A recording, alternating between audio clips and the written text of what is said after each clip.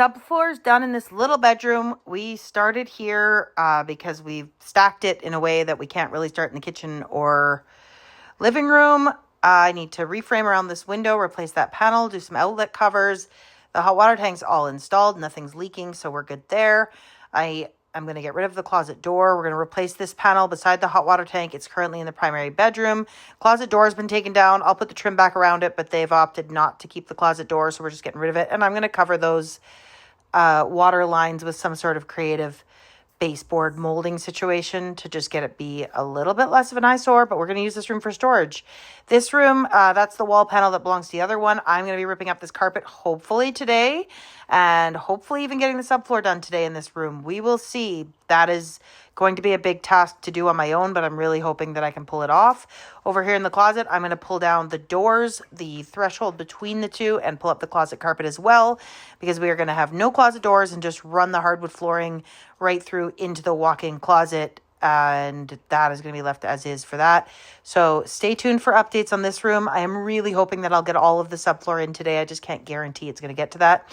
Under the bathroom sink, we've put shutoffs now because the sinks were leaking a little bit when the water was on. I see a drip currently, unfortunately, so I do need to address that. The drip is in this drain pipe. So for the time being, I've just tossed a cloth under it because the drain is obviously not constantly running. So once the P-trap empties, the leak is no longer an issue.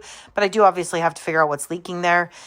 This is where the kitchen sink goes. Going to put some gap filler in here, throw some insulation on, and then once I can access the 5/8 OSB, we're going to put the subfloor down. But we've basically braced it, and I can't wait to get this chunk of subfloor in and get everything done.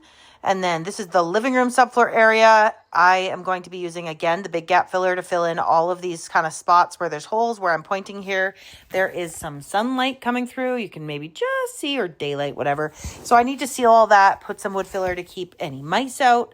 And then it'll be sealed with like a primer and then insulation. And then the subfloor can go down. So that is huge progress. It's all been cleaned out, and we took out a bigger section of floor than we had out before. And then lastly, or almost lastly, this is our stack of like 39 pieces of OSB with the 5/8 stuck at the back because I stacked it like a ding dong. So that's why we haven't been able to do the subfloor in the kitchen or the living room, because I don't want to move it all twice. And we've got some debris all over the house that needs to be taken out, but that's it.